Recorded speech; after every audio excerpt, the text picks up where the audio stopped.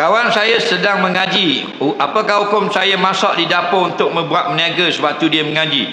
Sebab saya takut mengganggu dia baca Quran. Tidak mengapa. Tidaklah bila ada orang baca Quran, semua wajib berhenti.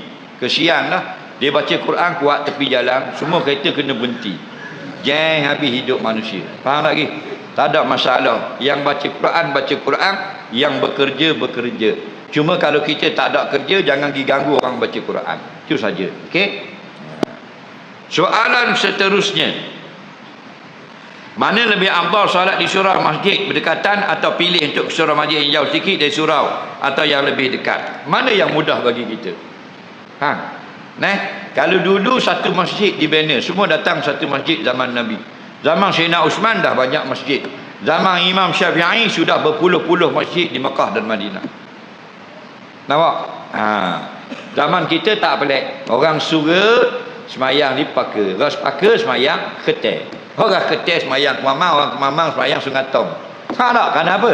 Urusannya masing-masing. Betul tak? Tak ada masalah. Jangan balas dengan orang surga sudah. Macam orang ngaji lah.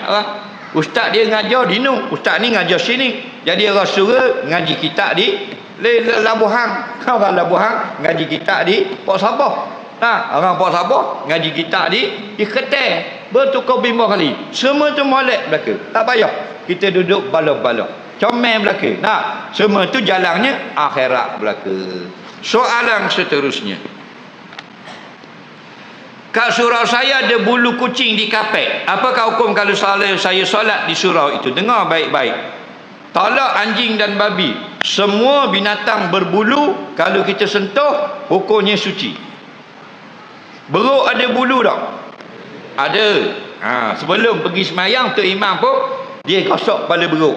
Beruk, duduk diam dia, dia pun semayang. Tak ada apa-apa. Kerana bulu beruk tidak najis. Faham? Tetapi jika bulu tercabut, semua bulu binatang yang halal dimakan, bulu yang tercabut suci. Ayam halal dimakan, bulu tercabut suci. Kambing halal dimakan, bulu kambing tercabut suci. Unta halal dimakan, bulu unta tercabut suci. Kucing halal tak makan? Haram, bulu tercabut najis. Beruk haram makan, bulu tercabut najis. Faham tak lagi? Katok haram makan. Katok dok bulu lah. Okey, jadi soalan ni bulu kucing. Bulu kucing sama dengan binatang lain yang ghairu ma'kulin, yang tidak boleh dimakan. Bila lekat di badan suci, bila tercabut najis. Okey. Kata ulama-ulama, jika ada sedikit lekat pada badannya ketika solat, lekat pada dahinya ketika solat, lekat pada kopiahnya ketika solat, ada pada telekongnya, dimaafkan. Bila? Jika sedikit. Apa makna maaf? Bulu itu memang najis, tapi tidak sampai membatalkan solat dia kerana sedikit. Banyak mana sedikit itu? Pendapat yang muktamad 2 helai. Lebih pada 2 helai dikira kasir banyak. Ada pendapat lain, ada qaulun dha'ifun fil mazhab. Pendapat dhaif dalam mazhab, lebih daripada 2 pun, banyak pun dimaaf, asalkan bukan sengaja. Okey? Jadi boleh kita lepas mayang, kita tengok ada bulu kucing di dahi kita.